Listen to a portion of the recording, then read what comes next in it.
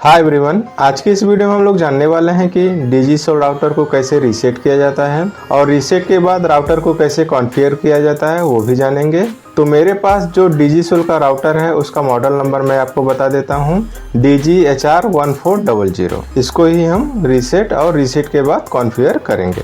Router के left side में आप देखेंगे रीसेट का बटन दिया गया है।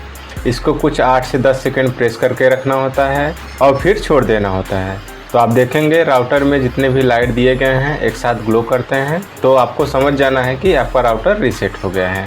जब भी राउटर रीसेट होगा, राउटर अपने डिफ़ॉल्ट सेटिंग में आ जाता है। डिफ़ॉल्ट सेटिंग का डिटेल्स राउटर के बैक साइड में लिखा हुआ रहता है। तो जैसा कि यहाँ पर आप देख सकते हैं, राउटर का गेटवे दिया गया है और राउटर को लॉगिन करने के लिए यूजर नेम और पासवर्ड भी दिया गया है। और बात करें SSID की, तो इस राउटर का डिफ़ॉल्ट SSID डिजिसोल है और SSID को कनेक्ट करने के लिए किसी भी प्रकार के पासवर्ड की ज़रूरत नहीं है। राउटर रीसेट होने के बाद सर्विस प्रोवाइडर द्वारा दिए हुए इंटरनेट केबल को राउटर के WAN पोर्ट में इंसर्ट कर लेना है।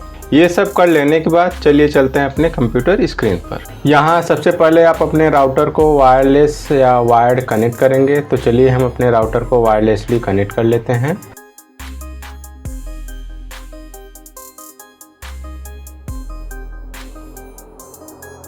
तो जैसा कि आप यहाँ पर देख सकते हैं कि अभी जो मेरा राउटर है वायरलेसली सिस्टम में कनेक्ट हो गया है। राउटर सिस्टम में कनेक्ट हो जाने के बाद राउटर का डिफ़ॉल्ट गेटवे पता करना होता है, तभी आप राउटर के वेब पेज को एक्सेस कर सकते हैं, या यूँ बोले कि तभी आप राउटर को कॉन्फ़िगर कर सकते हैं। तो इसके लिए आपको वाईफाई आइकन पर क्लिक करना है। यहाँ आपको open network and sharing centre option दिखाई दे रहा होगा, इस पर आपको क्लिक कर लेना है।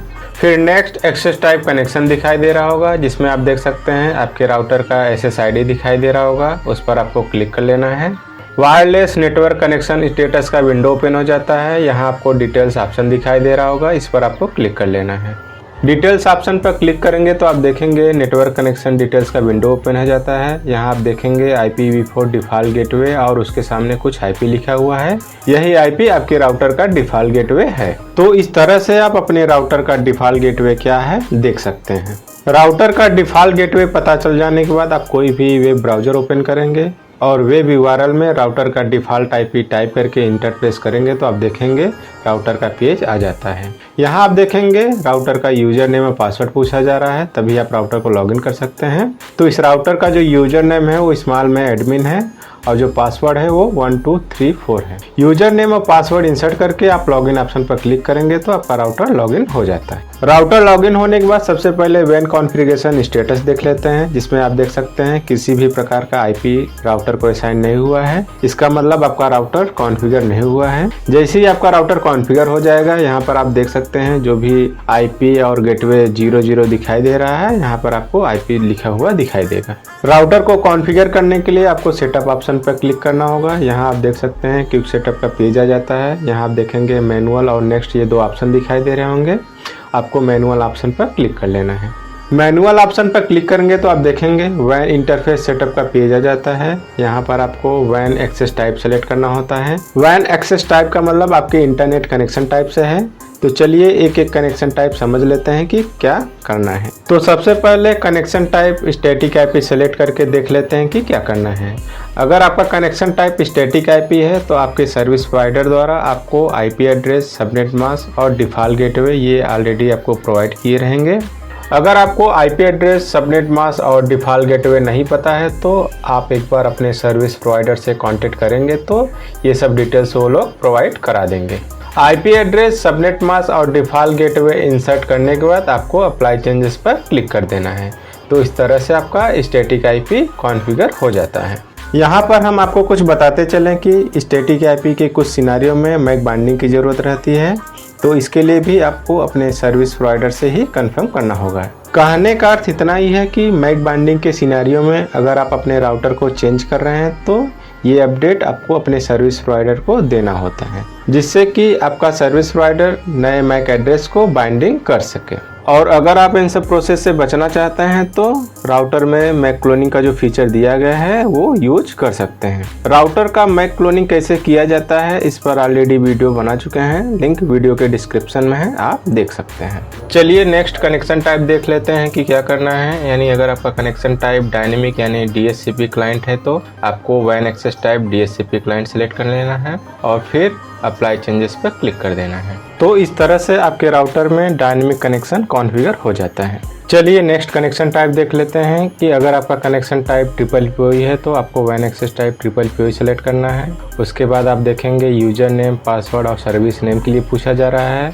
ये सब डिटेल्स भी आपको सर्विस प्रोवाइडर द्वारा ही मिला हुआ रहेगा। वही यूजर नेम और पासवर्ड और सर्विस नेम आपको यहाँ पर टाइप कर लेना है। सर्विस नेम को लेकर एक बात बताना चाहते हैं आपको, कुछ service provider service name use करते हैं और कुछ service provider service name use नहीं करते हैं। यानी अगर आपका service provider service name use करता है तो आपको यहाँ पर सर्विस नेम टाइप करना होगा, और अगर आपका service provider service name use नहीं करता है तो आप यहाँ पर सर्विस नेम ब्लैंक रख सकते हैं। यूजर नेम, पासवर्ड और सर्विस नेम टाइप हो जाने के बाद आपको अप्लाई चेंजेस पर क्लिक कर लेना है। तो मेरे सिनेरियो में जो मेरा कनेक्शन टाइप है वो TPPoE है और जो मेरा सर्विस प्रोवाइडर है वो सर्विस नेम यूज नहीं करता है। तो यहाँ पर हम यूजर नेम और पासवर्ड टाइप करके अप्लाई चेंजेस पर क्लिक करेंगे।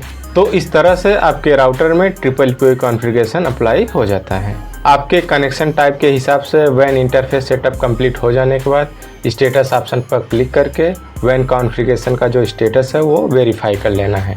यानी आपके राउटर को IP एड्रेस, गेटवे और DNS असाइन हुआ है या नहीं। अगर यहाँ पर IP एड्रेस, गेटवे और DNS 00 दिखाई देगा तो इसका मतलब आपके राउटर से इंटरनेट एक्सेस नहीं हो सकता है। इसका मतलब यह है कि WAN इंटरफेस सेटअप को फिर से वेरीफाई करने की ज़रूरत है। स्टेटस वेरीफाई हो जाने के बाद चलिए राउटर का SSID और पासवर्ड चेंज कर लेते हैं। इसके लिए आपको वायरलेस ऑप्शन पर क्लिक कर लेना है। यहाँ आप अपने पसंद के हिसाब से राउटर का जो SSID रखना चाहते हैं वो रख सकते हैं और उस SSID को कनेक्ट करने के लिए जो पासवर्ड रखना चाहते हैं वो रख सकते हैं। तो चलिए हम अपने राउटर का SSID और पासवर्ड रख लेते हैं। यहाँ आप देखेंगे channel number by default select हुआ है, इसको आपको ऑटो कर लेना है। राउटर का SSID और पासवर्ड रखने के बाद आपको अप्लाई ऑप्शन पर क्लिक कर लेना है। राउटर का SSID और पासवर्ड अप्लाई हो जाने के बाद आपका राउटर सिस्टम से डिस्कनेक्ट होता है, आपको फिर से रिकनेक्ट कर लेना है। तो चलिए राउटर के नए SSID को सिस्टम में कनेक्ट कर लेते हैं।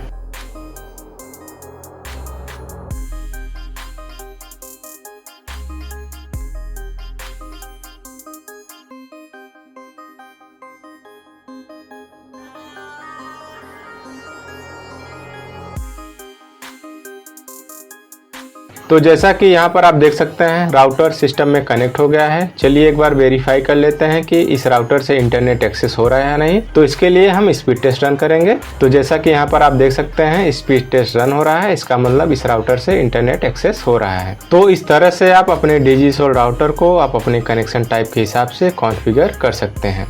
आई होप कि ये वीडियो आपको अच्छा लगा होगा। वीडियो अच्छा लगा हो तो लाइक करें, शेयर करें और चैनल को सब्सक्राइब करना ना भूलें। धन्यवाद।